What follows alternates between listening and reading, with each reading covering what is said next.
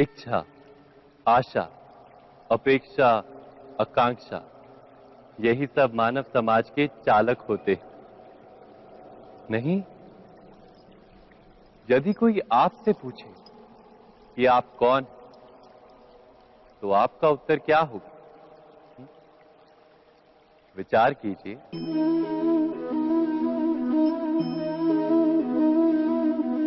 आप तुरंत ही ये जान पाएंगे कि आपकी इच्छाएं ही आपके जीवन की व्याख्या है। कुछ पाने से मिली सफलता, कुछ ना पाने से मिली निष्फलता ही आपका परिचय।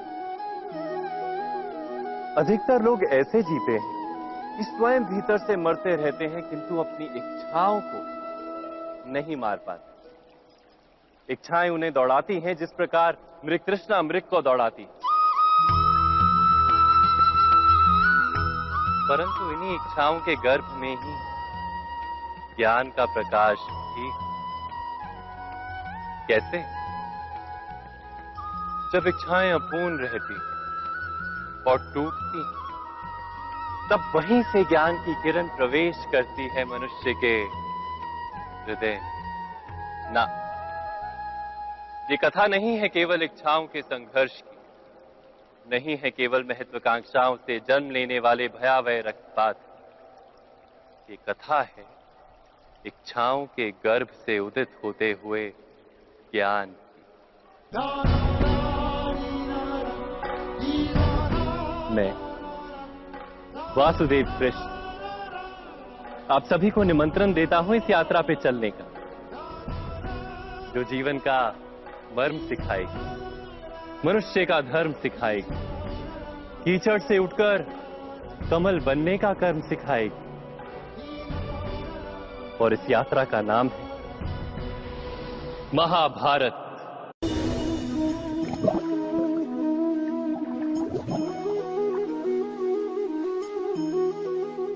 इस संसार में आने वाला प्रत्येक बालक संपूर्णतः संस्कार रहित होता है।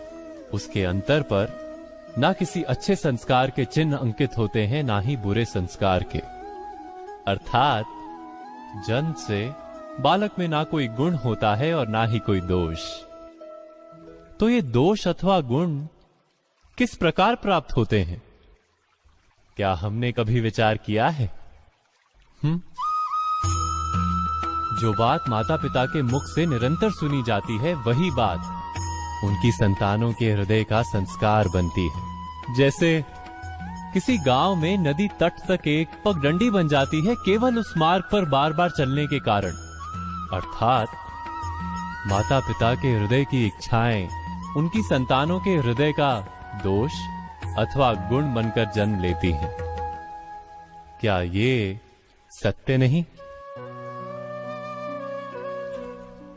पर फिर भी जब उनकी संतानों में कोई दोष दिखाई देता है, तो माता पिता आश्चर्य और दुख से भर जाते हैं। माता पिता का हृदय ये प्रश्न करता है कि उनकी संतानों में ये कुसंस्कार आए कहां से।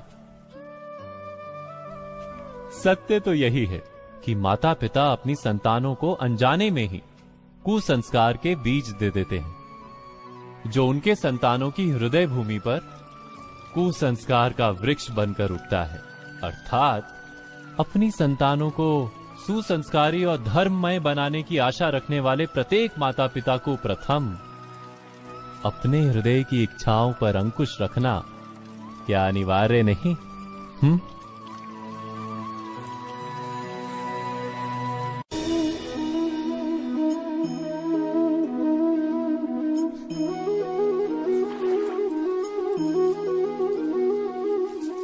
पिता सदा ही अपने संतान के सुख की कामना करते हैं, उनके भविष्य की चिंता करते रहते हैं। इसी कारणवश सदा ही अपने संतानों के भविष्य का मार्ग स्वयं निश्चित करने का प्रयत्न करते रहते हैं। जिस मार्ग पर पिता स्वयं चला है, जिस मार्ग के कंकर पत्थर को स्वयं देखा है, मार्ग की छाया, मार्ग की धूप को स्वयं जाना है, उसी मार्ग पर उसका पुत्र भी चले, यही इच्छा रहती है हर पिता की। निस्संदेह उत्तम भावना है ये। किंतु 3 प्रश्नों के ऊपर विचार करना हम भूल ही जाते हैं। कौन से प्रश्न? प्रथम प्रश्न, क्या समय के साथ प्रत्येक मार्ग बदल नहीं जाते? क्या समय सदा ही नई चुनौतियों को लेकर नहीं आता? तो फिर बीते हुए समय के अनुभव नई पीढ़ी को किस प्रकार लाभ दे सकते हैं? दूसरा प्रश्न, क्या प्रत्येक संतान अपने माता पिता की छवि होता है? हाँ, संतानों को संस्कार तो अवश्य माता पिता देते हैं, किंतु भीतर की क्षमता तो ईश्वर देते हैं। तो जिस मार्ग पर पिता को सफलता मिली है, विश्वास है कि उसी मार्ग पर उसकी संतानों को भी सफलता और सुख प्राप्त होगा। तीसरा प्रश्न, क्या जीवन के संघर्ष और चुनौतियां लाभकारी नहीं होती? क्या प्रत्येक नया प्रश्न एक नए उत्तर का द्वार नहीं खोलता? तो फिर संतानों को नए नए प्रश्नों, संघर्षों और चुनौतियों से दूर रखना, ये उनके लिए लाभ करना कहलाएगा या हानि पहुंचाना? अर्थात जिस प्रकार संतान के भविष्य का निर्माण करने के बदले उसके चरित्र का निर्माण करना श्रेष्ठ है, वैसे ही संतानों के जीवन का मार्ग निश्चित करने के बदले उन्हें नए संघर्षों के साथ जूझने के लिए मनोबल व ज्ञान देना अधिक लाभदायक नहीं होगा? स्वयं विचार कीजिए।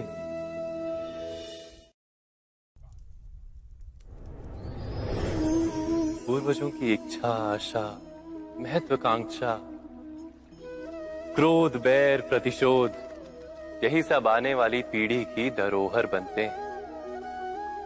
माता पिता अपनी संतानों को देना तो चाहते हैं समस्त विश्व का सुख, पर देते हैं अपनी पीड़ाओं की संपत्ति। देना चाहते हैं अमृत, पर साथ ही साथ विष का घड़ा भी भर देते हैं। आप विचार कीजिए, आपने अपनी संतानों को क्या दिया आज तक? अवश्य प्रेम, ज्ञान, संपत्ति आदि दिए, पर क्या साथ ही साथ उनके मन को मैल से भर देने वाले पूर्व ग्रह नहीं दिए? अच्छे बुरे की पूर्व निर्धारित व्याख्याएं नहीं दी? व्यक्ति का व्यक्ति के साथ, समाजों का समाजों के साथ, राष्ट्र का राष्ट्र के साथ संघर्ष क्या इन्हीं पूर्व ग्रहों से निर्मित नहीं होते? हत्या, मृत्यु, रक्तपात क्या इन्हीं पूर्व ग्रहों से नहीं जन्मते?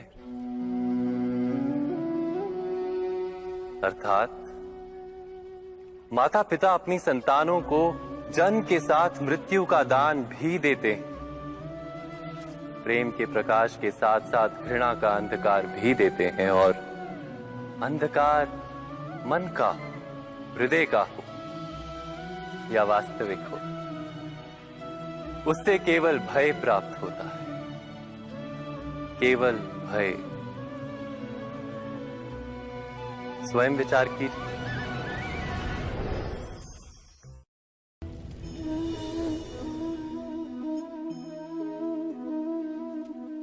मनुष्य का स्वभाव है कि वो स्वयं को, अपने परिवार को, अपनी संतानों को अधिकतम सुख प्राप्त हो ऐसी इच्छा रखता है। इसी कारण से हम सदा श्रम और कष्ट से अंतर रखते हैं, विश्राम और सुविधाओं को बढ़ाने का प्रयास करते हैं। स्वयं अपने जीवन का विचार कीजिए, क्या ये सत्य नहीं कि हम अपनी संतानों के लिए सदा ही विश्राम और सुविधा का आयोजन करते हैं? पर क्या कभी सोचा है केवल विश्राम से क्या लाभ प्राप्त होता है? केवल सुख और सुविधा जिन्हें प्राप्त हो, उनका जीवन कैसा होता है? शरीर जब श्रम करता है तो अधिक स्वस्थ बनता है। बुद्धि भी जब कठिन चुनौतियों का सामना करती है तो अधिक तेजस्वी बनती है। ये हम सबका अनुभव है, पर हम शायद ये भूल जाते हैं कि मन और आत्मा को जब कठिनाइयां प्राप्त होती हैं, तब वे भी अधिक बलवान होती हैं। अर्थात जब भी हम अपनी संतानों को श्रम और दुख से दूर रखने का प्रयास करते हैं, क्या वास्तव में उनके सुख का मार्ग बंद नहीं कर देते। स्वयं विचार कीजिए।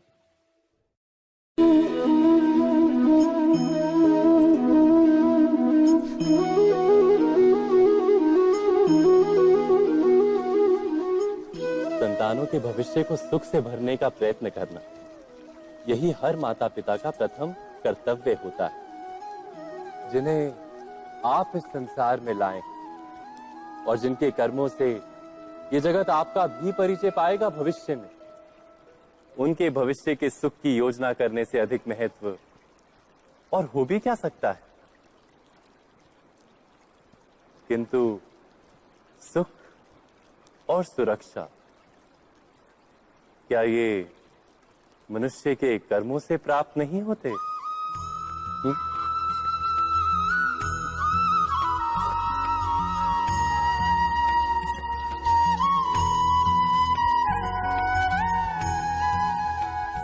माता पिता के दिए हुए अच्छे या बुरे संस्कार, उनकी दी हुई योग्य अथवा अयोग्य शिक्षा, क्या आज के सारे कर्मों का मूल नहीं? संस्कार और शिक्षा से बनता है मनुष्य का चरित्र। अर्थात माता पिता अपनी संतानों का जैसा चरित्र बनाते हैं, ऐसा ही बनता है उनका भविष्य। किंतु फिर भी अधिकतर माता पिता अपनी संतानों का भविष्य सुरक्षित करने की चिंता में उनका चरित्र निर्माण का कार्य भूल ही जाते हैं। वस्तुतः जो माता पिता अपनी संतानों के भविष्य की चिंता करते हैं, उनकी संतानों को कोई लाभ नहीं होता। किंतु जो माता पिता अपने संतानों के भविष्य की नहीं, उनके चरित्र का निर्माण करते हैं, उन संतानों की प्रशस्ति समस्त संसार करता है। स्वयं विचार कीजिए।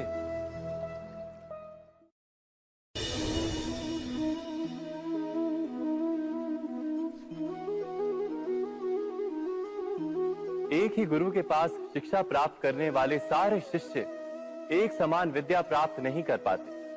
सारे शिष्य गुरु की बातें सुनते हुए अवश्य दिखाई देते हैं, उनकी पूजा करते हुए दिखाई देते हैं, किंतु एक समान विद्या प्राप्त नहीं कर पाते। क्या कभी विचार किया है ऐसा क्यों होता है? सत्य तो यह है कि विद्या प्राप्त ना कर पाने वाले शिष्य समर्पण का दिखावा तो करते हैं, किंतु समर्पण का वास्तविक अर्थ नहीं समझ पाते। गुरु के चरणों में फूल चढ़ाने से अथवा गुरु का आदेश मानने मात्र से क्या समर्पण सिद्ध होता है? नहीं। समर्पण का वास्तविक अर्थ है जब गुरु के प्रति मन में कोई संदेह ना रहे, गुरु के मुख से आदेश निकले उससे पूर्व शिष्य उस कार्य को पूरा कर दे। गुरु के विचारों के साथ शिष्य के विचार एक हो जाए। शिष्य जब तक अपने गुरु में ब्रह्मा विष्णु महेश इनके रूप ना देख ले, तब तक उसका समर्पण सत्य नहीं। वास्तव में समर्पण किसी कार्य का नाम नहीं, समर्पण तो हृदय की भावना और मन की स्थिति का नाम है। अर्थात हमारे अज्ञान में क्या दोष केवल हमारे मन का नहीं? स्वयं विचार कीजिए।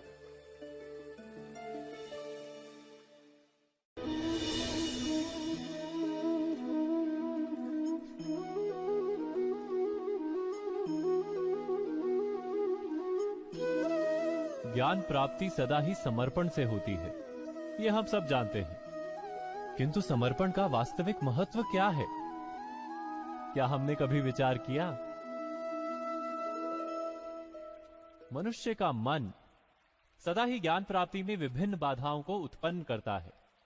कभी किसी अन्य विद्यार्थी से ईर्ष्या हो जाती है, कभी पढ़ाए हुए पाठों पर संदेह जन्मता है और कभी गुरु द्वारा दिया गया दंड मन को अहंकार से भर देता है। नहीं, क्या ऐसा नहीं होता? न जाने कैसे कैसे विचार मन को भटकाते हैं और मन की इसी अयोग्य स्थिति के कारण हम ज्ञान प्राप्त नहीं कर पाते। मन की योग्य स्थिति केवल समर्पण से निर्मित होती है। समर्पण मनुष्य के अहंकार का नाश करता है, ईर्ष्या, महत्वाकांक्षा आदि भावनाओं को दूर कर हृदय को शांत करता है और मन को एकाग्र करता है।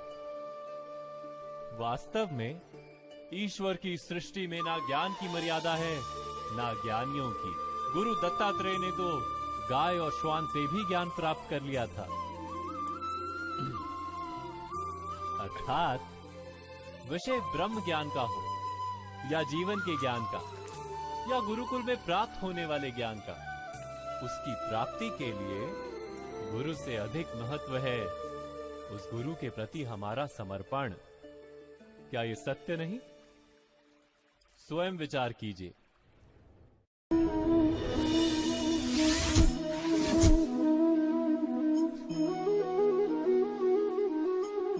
श्रेष्ठता का क्या अर्थ है? श्रेष्ठता का अर्थ है दूसरों से अधिक ज्ञान प्राप्त करना। अर्थात मूल्य इस बात का नहीं कि स्वयं कितना ज्ञान प्राप्त किया, मूल्य इस बात का है कि प्राप्त किया हुआ ज्ञान अन्य लोगों से कितना अधिक है। अर्थात श्रेष्ठता की इच्छा ज्ञान प्राप्ति को भी एक स्पर्धा बना देती है। और स्पर्धा में विजय अंतिम कब होती है?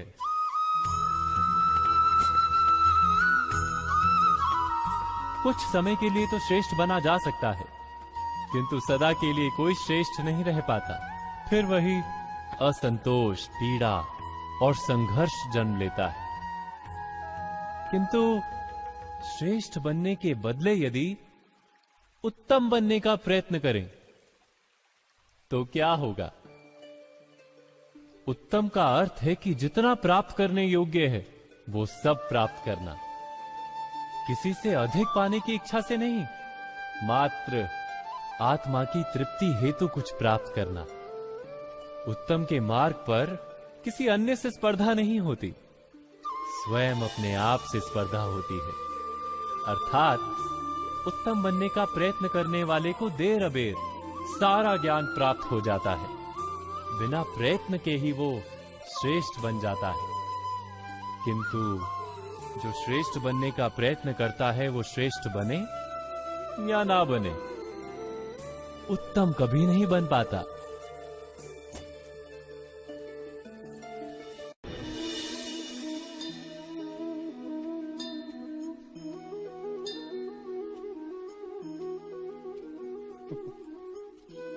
जब जब मनुष्य के सामने कोई विकट स्थिति आती है तो मनुष्य ईश्वर से प्रार्थना करता है, ईश्वर के समक्ष याचना करता है कि वो स्थिति से उभरे। किंतु इस प्रार्थना का वास्तविक रूप क्या है? क्या ये हमने कभी विचार किया है? प्रार्थना का अर्थ है अपनी सारी आशंकाएं, सारी चिंताएं, सारे संकल्प विकल्प, अपनी सारी योजनाएं ईश्वर के चरणों पर रख देना। अर्थात अपने कर्म का फल क्या होगा इसकी चिंता ना करके धर्म के अनुरूप कर्म करना, ईश्वर की योजना को अपनी नियति मानना, यही प्रार्थना है ना। किंतु ईश्वर की योजना को समझ पाना क्या संभव है? वो योजना तो हमारे कार्यों के परिणाम के रूप में प्रकट होती है सदा ही, किंतु यदि कोई कर्मों का ही त्याग कर दे, क्या वो प्रार्थना है? वास्तव में कर्म ही जीवन और फल के प्रति मोह ना रखना ही सच्ची प्रार्थना।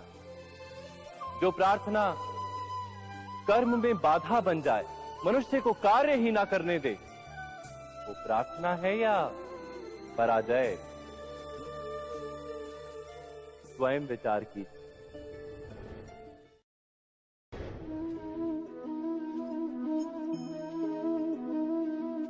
मनुष्य के जीवन का चालक है भय। मनुष्य सदा ही भय का कारण ढूंढ लेता है।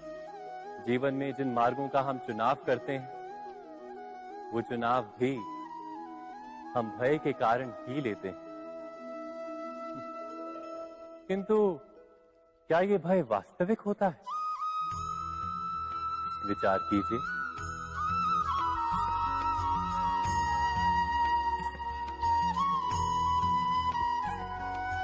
भय का अर्थ है आने वाले समय में विपत्ति की कल्पना, किंतु समय का स्वामी कौन? ना तो हम समय के स्वामी हैं, ना हमारे शत्रु या प्रतिस्पर्धी। समय तो ईश्वर के अधीन चलता है। तो क्या यदि कोई आपको हानि पहुंचाने के लिए केवल योजना बनाता है, वो वास्तव में आपको हानि पहुंचा सकता है? नहीं, किंतु भय से भरा हुआ हृदय हमें अधिक हानि पहुंचाता है। क्या ये सत्य नहीं?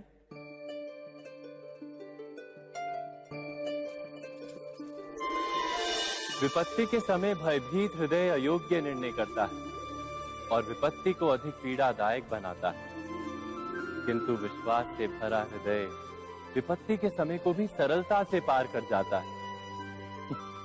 अर्थात जिस कारण से मनुष्य हृदय में भय को स्थान देता है, भय ठीक उससे विपरीत कार्य करता है। क्या ये सत्य नहीं? स्वयं विचार कीजिए।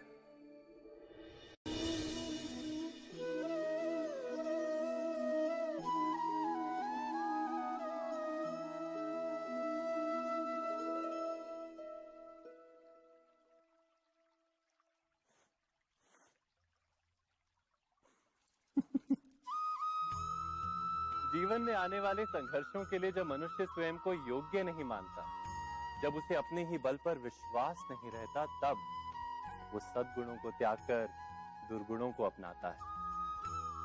वस्तुतः मनुष्य के जीवन में दुर्जनता जन्म ही तब लेती है जब उसके अंतर में आत्मविश्वास नहीं होता। आत्मविश्वास ही अच्छाई को धारण करता है। ये आत्मविश्वास है क्या?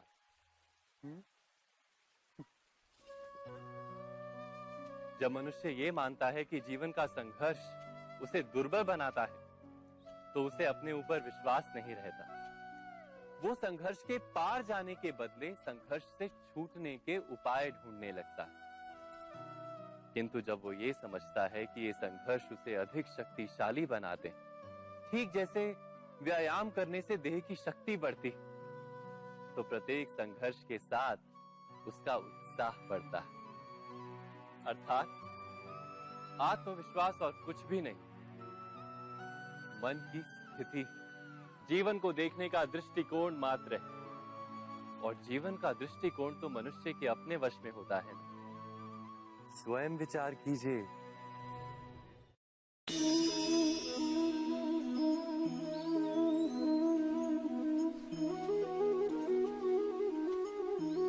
जब अपने किसी अच्छे कार्य के उत्तर में दुख प्राप्त होता है अथवा किसी को उसके दुष्ट कार्य में सुख मिलता है, तो मन अवश्य ये विचार करता है कि अच्छा कार्य करने का, धर्म के मार्ग पर चलने का तात्पर्य क्या है।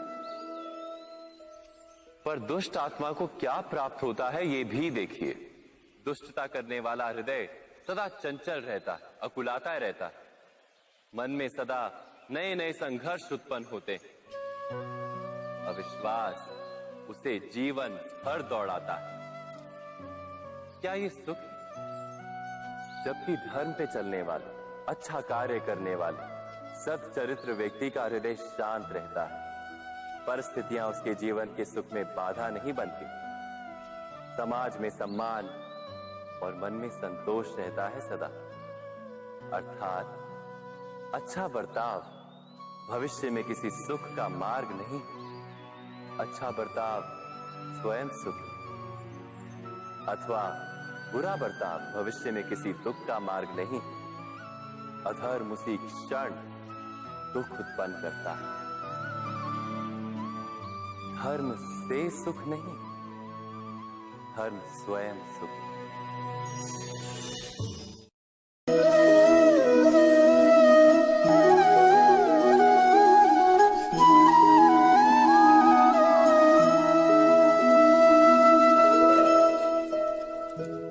जब किसी व्यक्ति को किसी घटना में अन्याय का अनुभव होता है तो वो घटना उसके अंतर को झकझोर देती है।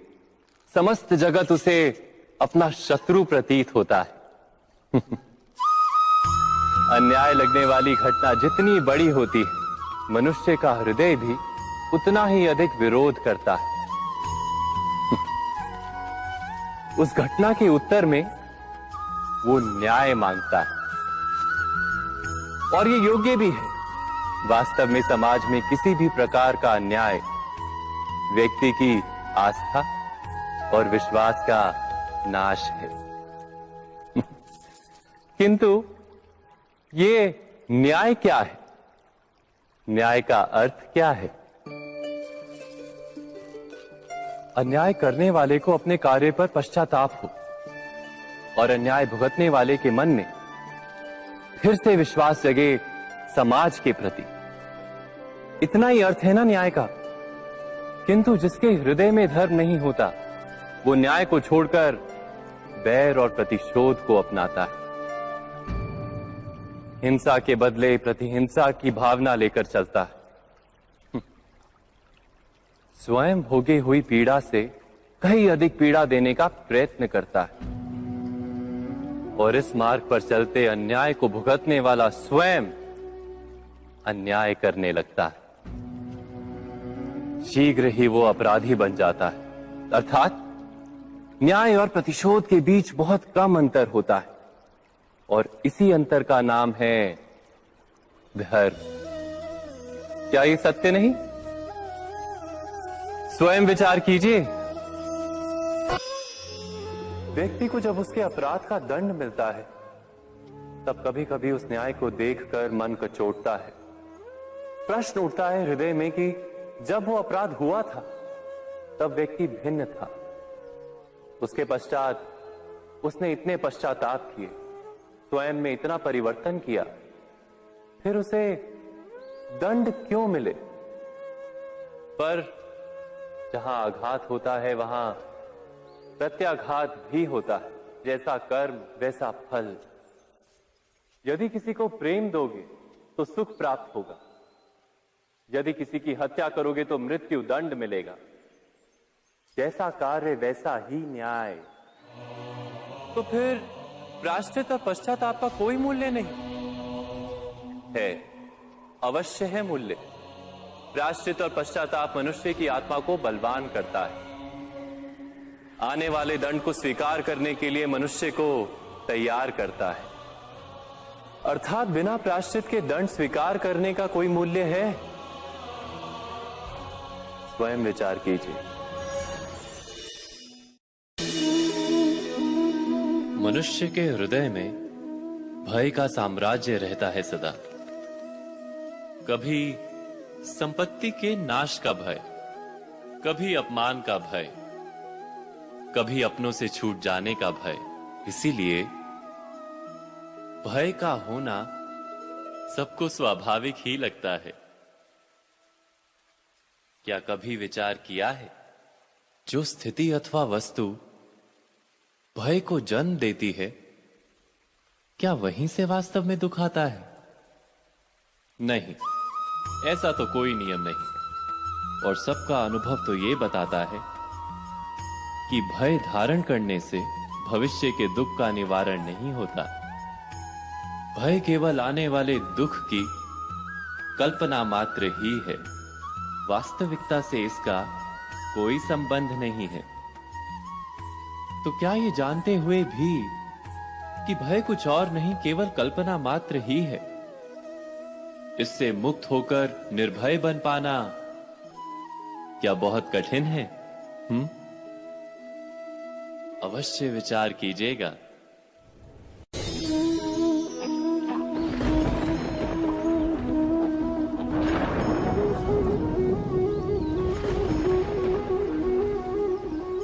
सपनों और पूर्वाभासों के आधार पर हम भविष्य के सुख दुख की कल्पना करते हैं। भविष्य के दुख का कारण दूर करने के लिए हम आज योजना बनाते हैं। किंतु कल के संकट को आज निर्मूल करने से हमें लाभ मिलता है या हानि पहुंचती है? ये प्रश्न हम कभी नहीं करते। सत्य तो ये है कि संकट और उसका निवारण साथ जन से, व्यक्ति के लिए भी और सृष्टि के लिए भी। नहीं, आप अपने भूतकाल का स्मरण कीजिए, इतिहास को देखिए। आप तुरंत ही ये जान पाएंगे कि जब जब संकट आता है तब तब उसका निवारण करने वाली शक्ति भी जन्म लेती है। यही तो जगत का चलन है। वस्तुतः संकट ही शक्ति के जन्म का कारण है। प्रत्येक व्यक्ति जब संकट से निकलता है तो एक पद आगे बढ़ा होता है, अधिक चमकता है, आत्मविश्वास से अधिक भरा होता है, न केवल अपने लिए अपितु विश्व के लिए भी। क्या ये सत्य नहीं? वास्तव में संकट का जन्म है एक अवसर का जन्म, अपने आप को बदलने का, अपने विचारों को ऊंचाई पर करने का अवसर, अपनी आत्मा को बलवान और ज्ञान मंडित बनाने का अवसर। जो ये कर पाता है उसे कोई संकट नहीं होता, किंतु जो ये नहीं कर पाता वो तो स्वयं एक संकट है विश्व के लिए। विचार कीजिए।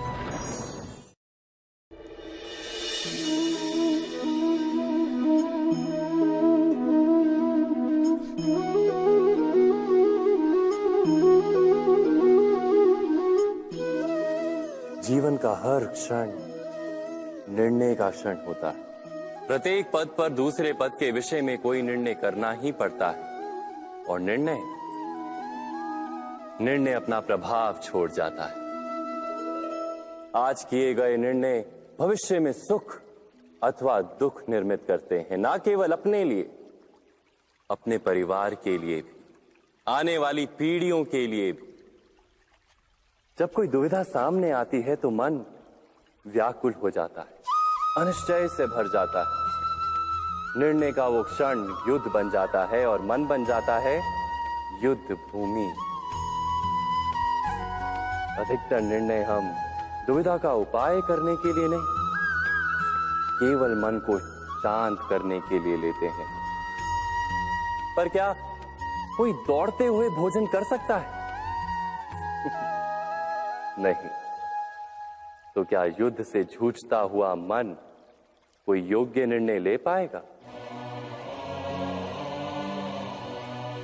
वास्तव में शांत मन से जब कोई निर्णय करता है तो अपने लिए सुखद भविष्य बनाता है, किंतु अपने मन को शांत करने के लिए जब कोई निर्णय करता है तो वो व्यक्ति भविष्य में अपने लिए कांटों भरा वृक्ष लगाता है।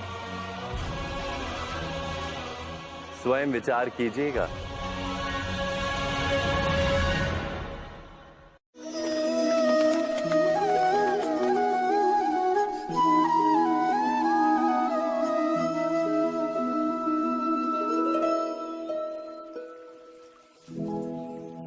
निर्णय के क्षण में हम सदा ही किसी अन्य के सुझाव, सूचना, मंत्रणा या परामर्श को आधार बनाते हैं, और हमारे भविष्य का आधार हमारे आज लिए गए निर्णय के ऊपर होता है।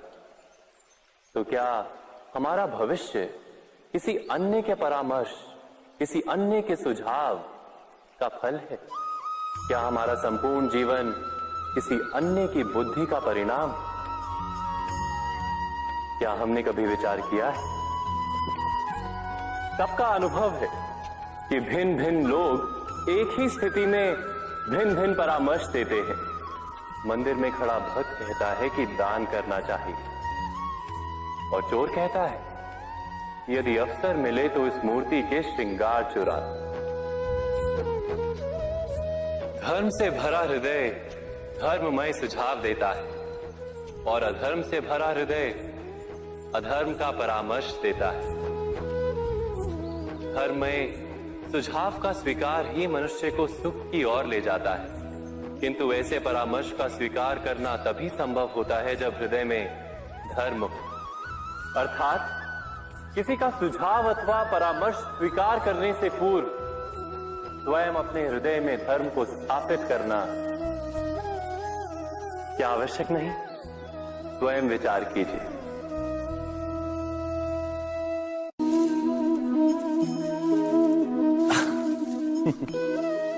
मनुष्य के सारे संबंधों का आधार है अपेक्षा। पति कैसा हो? जो मेरा जीवन सुख और सुविधा से भर दे। पत्नी कैसी हो? जो सदैव मेरे प्रति समर्पित रहे। संतान कैसी हो? जो मेरी सेवा करे, मेरा आदेश माने।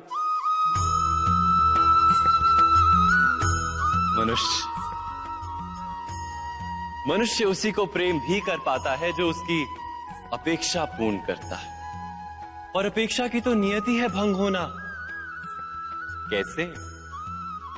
क्योंकि अपेक्षा मनुष्य के मस्तिष्क में जन्म लेती है। कोई अन्य व्यक्ति उसकी अपेक्षाओं के बारे में जान ही नहीं पाता। पूर्ण करने की प्रामाणिक इच्छा हो तब भी कोई मनुष्य किसी की अपेक्षाओं को पूर्ण नहीं कर पाता। और वहां से जन्म लेता है संघर्ष। सारे संबंध संघर्ष में परिवर्तित हो जाते। पर मनुष्य अपेक्षा को संबंध का आधार ना बनाए और स्वीकार करे केवल संबंध का आधार, तो क्या ये जीवन स्वयमेव सुख और शांति से नहीं भर जाएगा? स्वयं विचार कीजिएगा।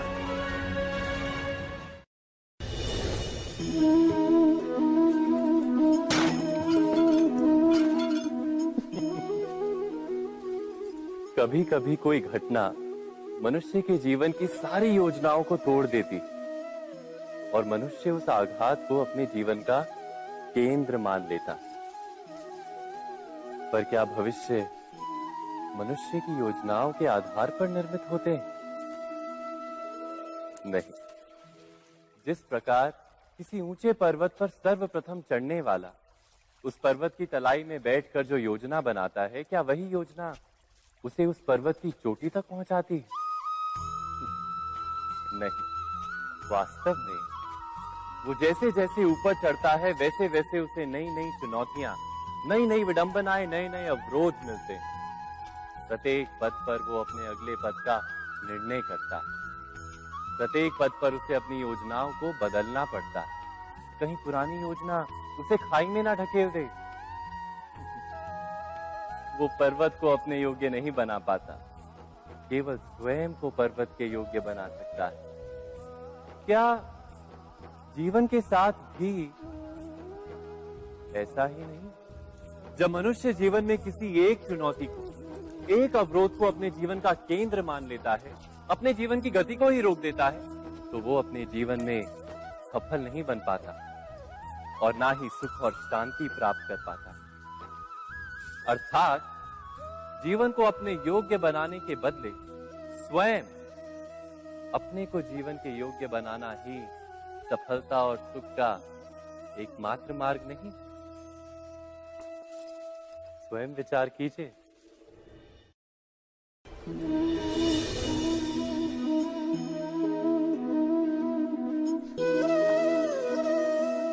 सत्ता की लालसा सबके हृदय को घेरे रहती है। प्रत्येक व्यक्ति अपना एक राष्ट्र निर्मित करने का प्रयत्न अवश्य करता है। फिर वो राष्ट्र कुरु राष्ट्र की भांति बहुत बड़ा हो या फिर अपने परिवार तक सीमित हो, वो सत्ता प्राप्त करने का प्रयास अवश्य करता है। किंतु सत्ता का वास्तविक रूप क्या है? क्या हमने कभी विचार किया है? एक मनुष्य जितने अधिक लोगों के जीवन को प्रभावित कर सके, जितने अधिक लोगों के जीवन की स्वतंत्रता पर अंकुश रख सके, उतनी ही अधिक सत्ता का अनुभव करता है वो। सत्ता का वास्तविक रूप ही है अन्य के जीवन पर स्वयं का प्रभाव। किंतु क्या वास्तविक प्रभाव प्रेम, दया, करुणा और धर्म से निर्मित नहीं होता? जब भी मनुष्य कठोरता और अधर्म से सत्ता प्राप्त करने का प्रयत्न करता है, तब वो दूसरों के हृदय में विरोध अथवा विद्रोह को जन्म देता है। और परिणाम कुछ इस प्रकार। हाँ, कुछ समय के लिए वो स्वयं को प्रभावी और शक्तिशाली अवश्य पाता है, किंतु वो वास्तविक सत्ता नहीं। यही कारण है कि भृगु और वशिष्ठ जैसे ऋषियों की आज भी पूजा की जाती है, रावण और हिरण्यकश्यप की नहीं। इस पर तो आप विचार अवश्य करें। सत्य कहा ना।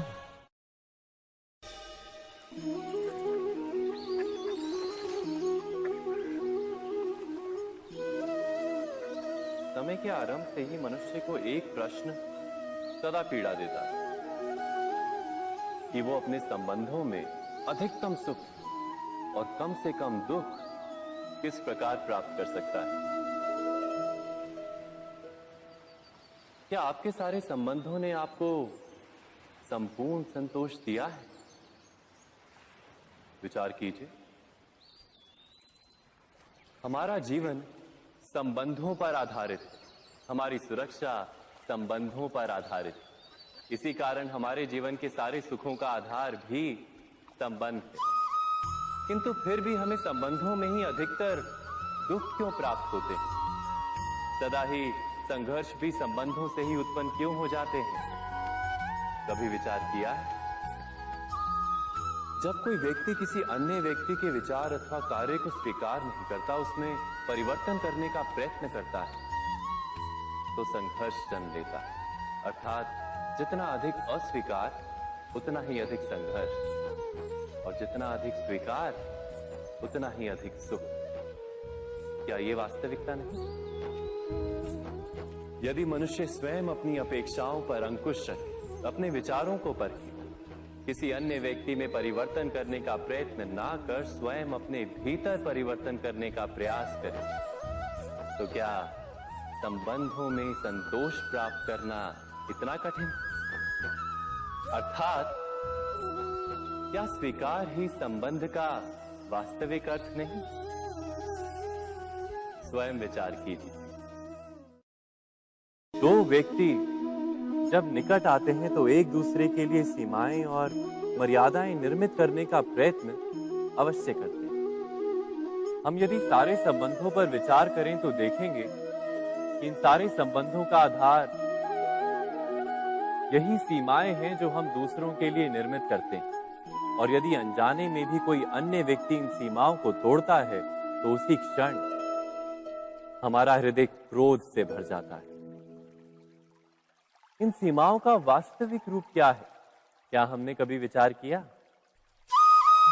सीमाओं के द्वारा हम दूसरे व्यक्ति को निर्णय करने की अनुमति नहीं देते, अपना निर्णय उस व्यक्ति पर थोपते, अर्थात किसी की स्वतंत्रता का अस्वीकार करते हैं हम।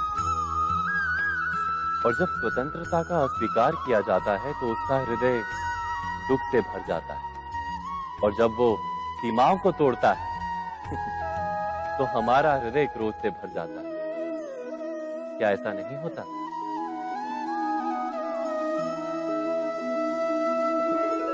पर यदि एक दूसरे की स्वतंत्रता का सम्मान किया जाए तो किसी मर्यादाओं या सीमाओं की आवश्यकता ही नहीं होती। अर्थात जिस प्रकार स्वीकार किसी संबंध का देह है, क्या वैसे ही स्वतंत्रता किसी संबंध की आत्मा नहीं? स्वयं विचार कीजिए।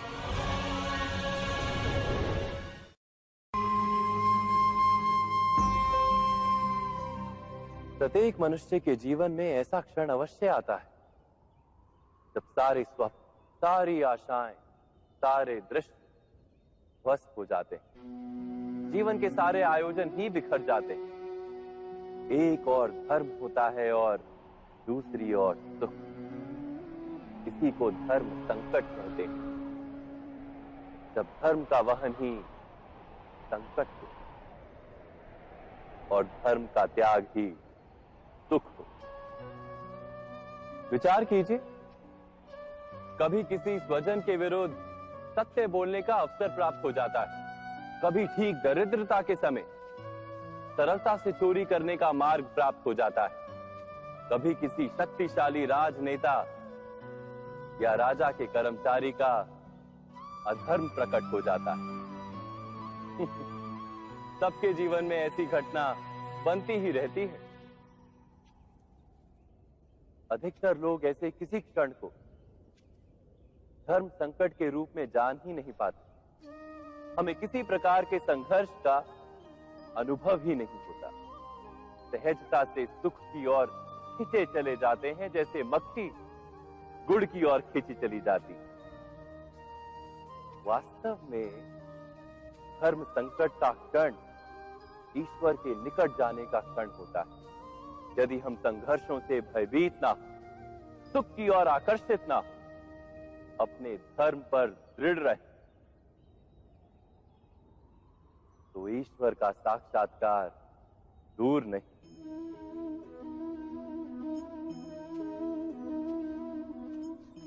पवन से युद्ध करने वाला पत्ता यदि पेड़ से गिरता है तो भी आकाश की ओर उठता है। पवन से झुकने वाली घास वहीं भूमि पर रह जाती है। अर्थात धर्म संकट से यदि हम संकट को ही टाल दें तो सुख तो मिलता है, जीवन बढ़ता है, किंतु क्या चरित्र नहीं टूटता? क्या आत्मा दरिद्र नहीं हो जाती? क्या ईश्वर से अंतर नहीं हो जाता? स्वयं विचार कीजिए। जब भी किसी की आशा और इच्छा भंग होती है तो उसका हृदय क्रोध से भर जाता है। जिस व्यक्ति को वो अपना अपराधी समझता है उसे दंड देने का प्रयत्न करता है। पर क्या हमारी इच्छा या आशा का भंग होना क्या सदा ही किसी का अपराध होता है? इच्छाओं के अपूर्ण रहने के तो कई कारण हो सकते हैं। कुछ तो संजोग के कारण अधूरी रह जाती हैं और कुछ नियति के कारण। और कभी कभी इच्छाओं का स्वरूप ही ऐसा होता है कि वो पूर्ण नहीं हो पाती। बिना परिस्थिति पर विचार किए किसी को अपराधी मान लेना न्याय नहीं, प्रतिशोध है। न्याय का आधार तो दया है, करुणा है, और प्रतिशोध का आधार क्रोध, अहंकार। अर्थात हृदय में करुणा धारण किए बिना किसी के अपराध के विषय में विचार करना, किसी को दंड देना, क्या अपने आप में ही अन्याय नहीं? स्वयं विचार कीजिए।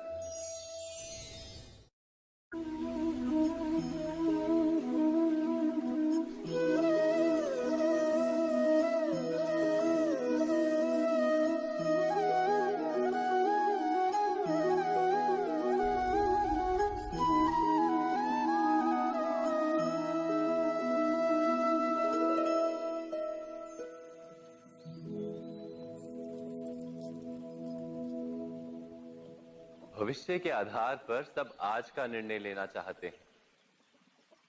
भविष्य में सुख मिले, भविष्य सुरक्षित हो, ऐसे निर्णय आज लेने का प्रयत्न रहता है सबका। आप अपने जीवन को देखिए, क्या आपके अधिकतर निर्णय के पीछे भविष्य का विचार नहीं होता? और हो भी क्यों ना, अपने जीवन को सरल और सुखमय बनाने का प्रयत्न करने का अधिकार सबका है। पर भविष्य तो कोई नहीं जानता, केवल कल्पना ही की जा सकती है। तो जीवन के सारे महत्वपूर्ण निर्णय कल्पनाओं के आधार पर ही करते हैं हम। क्या निर्णय करने का कोई तीसरा मार्ग हो सकता है? विचार कीजिए। सारे सुखों का आधार धर्म है और वो धर्म मनुष्य के हृदय में बसता है। तो प्रत्येक निर्णय से पूर्व स्वयं अपने हृदय से ये प्रश्न अवश्य पूछ लेना कि ये निर्णय स्वार्थ से जन्मा है या धर्म से। क्या इतना पर्याप्त नहीं? भविष्य के बदले धर्म का विचार करने से क्या भविष्य अधिक सुखपूर्ण नहीं होगा? स्वयं विचार कीजिए।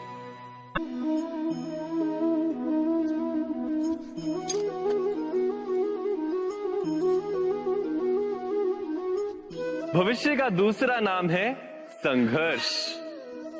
हृदय में आज इच्छा होती है और यदि पूर्ण नहीं हो पाती तो हृदय भविष्य की योजना बनाता है। भविष्य में इच्छा पूर्ण होगी ऐसी कल्पना करता रहता है, किंतु जीवन ना तो भविष्य में है ना अतीत में। जीवन तो इस क्षण का नाम, अर्थात इस क्षण का अनुभव ही जीवन का अनुभव। पर हम ये जानते हुए भी इतना सा सत्य समझ नहीं पाते। या तो हम बीते हुए समय के स्मरणों को घेर कर बैठे रहते हैं, या फिर आने वाले समय के लिए हम योजनाएं बनाते रहते हैं। और जीवन जीवन बीत जाता है। एक सत्य यदि हम हृदय में उतार लें कि ना हम भविष्य देख सकते हैं, ना ही भविष्य निर्मित कर सकते हैं, हम तो केवल धैर्य और साहस के साथ भविष्य को आलिंगन दे सकते हैं, स्वागत कर सकते हैं भविष्य का। तो क्या जीवन का हर पल जीवन से नहीं भर जाएगा? स्वयं विचार कीजिए।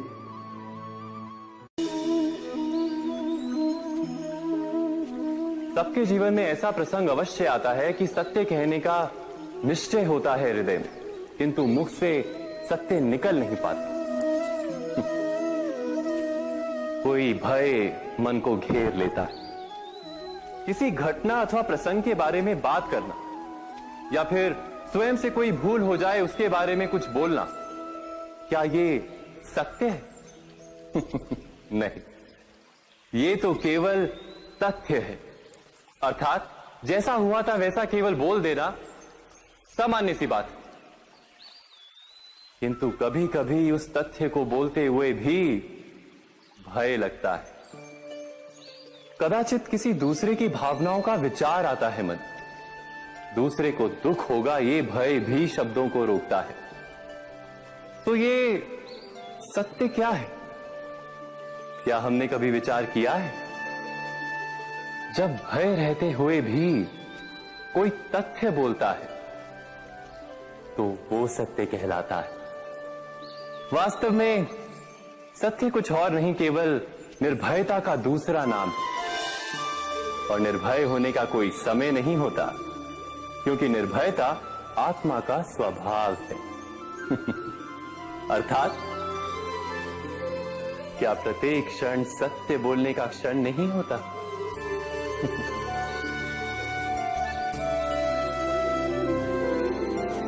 स्वयं विचार कीजिए।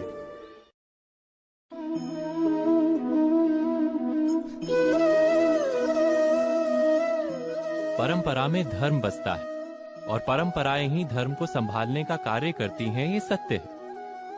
पर क्या केवल परंपरा ही धर्म है? विचार कीजिए। सत्य तो यह है कि जिस प्रकार पाषाण में शिल्प होता है, उसी प्रकार परंपरा में धर्म होता है। इस पत्थर में शिल्प है, ये पत्थर शिल्प नहीं। शिल्प को उजागर करने के लिए उसे तोड़ना पड़ता है, अनावश्यक भागों को दूर करना पड़ता है। ठीक उसी प्रकार परंपराओं में धर्म ढूंढना पड़ता है। जिस प्रकार इंद्र पूजा की परंपरा को तोड़कर गोवर्धन पूजा का धर्म ना ढूंढा जाता, तो यादवों को उनकी मुक्ति का मार्ग नहीं मिल पाता। अर्थात परंपरा को पूर्णता छोड़ देने वाला धर्म से वंचित रह जाता है, और परंपरा का अंध अनुकरण करने वाला भी धर्म को प्राप्त नहीं कर पाता। कहते हैं हंस के पास नीर क्षीर विवेक होता है। दूध में मिले पानी को छोड़कर केवल दूध ही ग्रहण करता है। तो क्या सच्चा धर्म प्राप्त करने के लिए हृदय में ज्ञान से जन्मा विवेक आवश्यक है? और ऐसे विवेक के बिना जिसे धर्म मान भी लिया जाए, जो वास्तव में धर्म ना भी हो, ऐसा भी तो हो सकता है।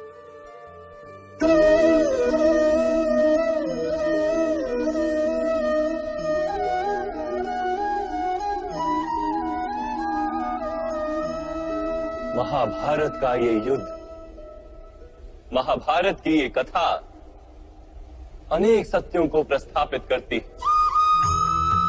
महानतम सत्य ये कि अलगपन और भिन्नता ही अधर्म का मूल है और एकात्मता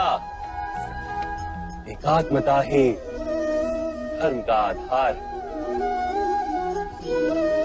कैसे? स्वयं विचार कीजिए। मनुष्य का हृदय सुख की आशाओं से, सत्ता और संपत्ति की इच्छाओं से घिरा रहता है सदा। किंतु सामान्य रूप से मनुष्य अपने माता पिता, संतानों, भाई बहन या पत्नी के साथ उचित व्यवहार ही करता है, कोई अन्याय नहीं करता। वो सुख और संपत्ति को समान भागों में बांटकर भोगता है, क्योंकि वो ये जानता है कि उसके सुख का आधार है उसका परिवार, उसके सुख का कारण है उसका परिवार। मनुष्य ये भी जानता है कि उसका सुख समाज से आता है, किंतु वो समाज के साथ अन्याय कर लेता है, समाज का शोषण कर लेता है, क्योंकि वो समाज को अपने सुख का कारण नहीं मानता, वो समाज को अपने सुख का साधन मानता है। भेद है तो कारण और साधन में। मनुष्य को जब ये बोध हो जाता है कि सारा संसार परमात्मा का ही रूप है, प्रत्येक जीव परमात्मा का ही अंश है, अर्थात कोई पराया नहीं, सब अपने, ये सारा संसार अपना ही है, अपना ही परिवार है, तो क्रोध का कोई कारण ही नहीं रह जाता। सारे संघर्ष, सारा वैर, सारा प्रतिशोध नष्ट हो जाता है। अंतर में परमात्मा और संसार में एकात्मता, यही धर्म का मूल सिद्धांत है। महाभारत की ये यात्रा क्रोध से बोध की यात्रा है, भिन्नता से एकात्मता की यात्रा है। भूमि पर वास करने वाली प्रजा जब तक इस महाभारत की कथा को अपने स्मरणों में जीवित रखेगी, तब तक ऐसा विध्वंस पुनः नहीं होगा। कोई भी शक्ति इसकी महत्ता का वस्त्र हरण नहीं कर पाएगी। इस यात्रा में मेरे साथ प्रवास करने वालों को मैं अभिनंदन देता हूं। उनके हृदय में धर्म का बीज स्थापित, कल्याण, संसार का कल्याण। ओम सहना भवतु। ईश्वर हमारा रक्षण करे। सहनो भुनक्तु। हम सब मिलकर सुख भोगे। सहवीर्यम करवावहे। एक दूसरे के लाभ प्रयास करें। तेजस्विनावधितमस्तु। हम सबका जीवन तेज से भर जाए। मां विद्विषावहे। परस्पर कोई द्वेष या ईर्ष्या ना हो। ओम शांति शांति शांति।